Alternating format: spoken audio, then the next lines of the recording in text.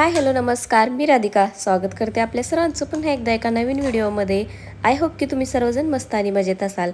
तर आज आहे शुक्रवार आणि आज श्रीच्या स्कूलमध्ये मदर्स डे सेलिब्रेशन केला आहे। तर मदर्स डे आहे संडेला, पण त्या दिवशी सुट्टी आहे, त्यामुळे आजच त्यांनी सेलिब्रेट केलं आहे। कारण सॅटरडे आणि संडे 2 दिवस सुट्टी असते, त्यामुळे आज सेलिब्रेशन केलेलं आहे। त्यामुळे सर्वांना आज बोलवलेलं होतं सगळ्या मदर्सना। तर जस्ट फंक्शन सुरू झालं आणि हा प्ले प्लॅनचा ग्रुप आहे।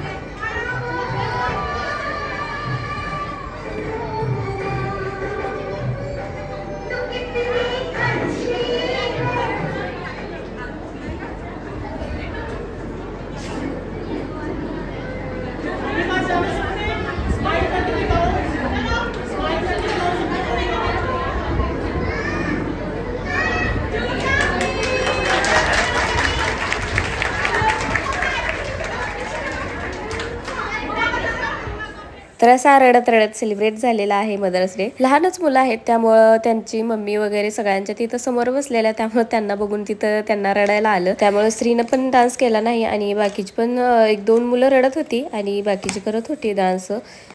त्यानंतर काही गेम्स पण होत्या मदरसाठी, बॉलच्या असं खाली हातातून खाली बॉल पडू द्यायचा नाही आणि ज्याचा फर्स्ट नंबर येईल त्याच्यासाठी गिफ्ट होतं।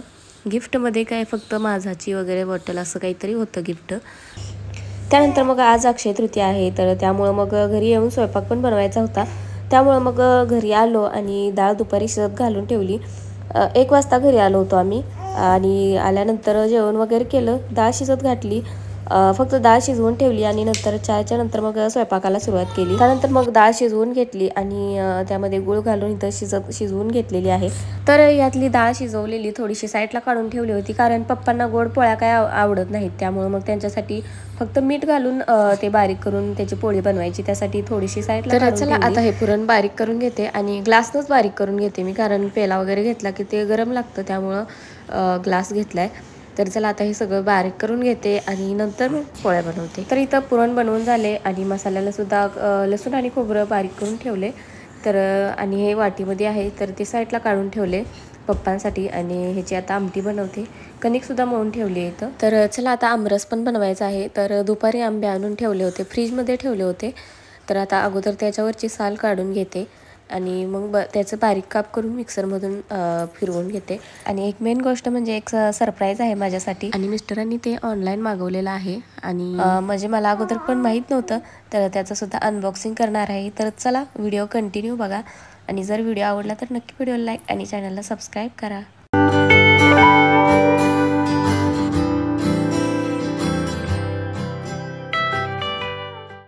तर इथं बघू शकता काप करून घेतले असे आणि ज्यूसच्या भांड्यामध्ये थोडीशी साखर त्यामध्ये वरून टाकली।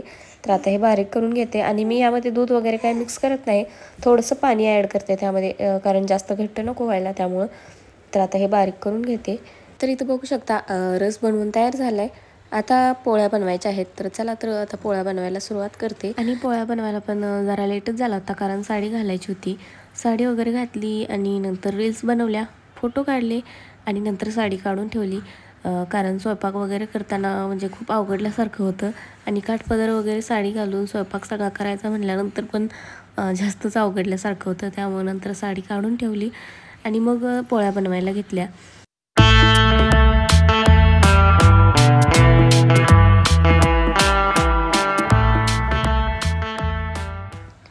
असे काही फोटोज काढले आणि नंतर मग पोळ्या बनवायला घेतल्या, कारण स्वयंपाक बनवायला खूप लेट झाला होता आणि आता सगळं आवरायचं होतं लवकर मला.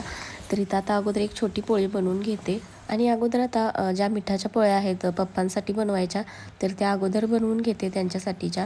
आणि नंतर मग ज्या आपण बनवतो पोळ्या तर त्या बनवून घेते, कारण पप्पा गुळवणी खात नाहीत, त्यामुळे त्यांच्यासाठी आमटीमधून खायला गोड पोळी पण काही आवडत नाही, त्यामुळे मग त्यांच्यासाठी मिठाची पोळी बनवायला लागते. तर चला आता पोळ्या बनवून घेते. आणि एकीकडच्या साईडला भात पण घातलाय आणि भात थोड्याशा मोठ्याच पातेल्यामध्ये घातलाय, कारण पातेलंच उरलं नव्हतं दुसरं.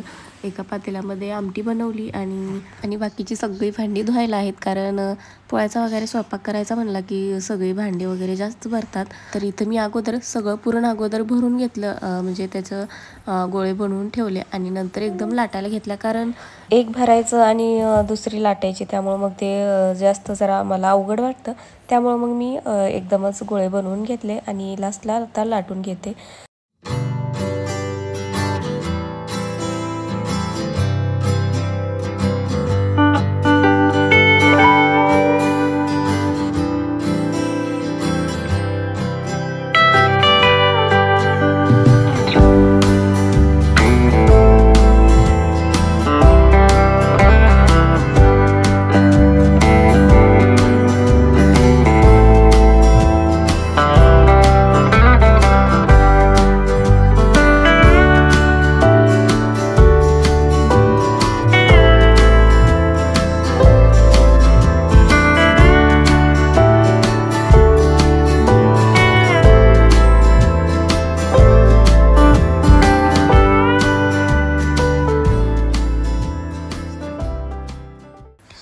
तर इथं सगळा स्वयंपाक बनवून झाला आणि दुकानात आल्यानंतर जेवण करायला घेतलं.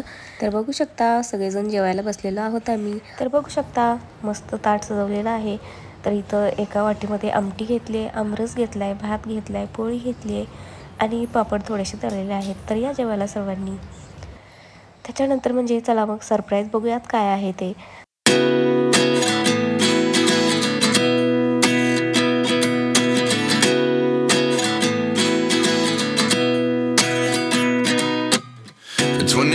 And I find myself wondering what did happen to the last 10. I ran away with my life, fast forward, never turn back again. It's kind of funny that the more we pass time, the more we need to set the rewind. And 19 was the year I had to leave you, but now I'm seeing all the signs. Is this really happening? I can't believe it's true. I'm just as surprised as you. Is this really happening? I can't be too sure, but one day I'll be yours again.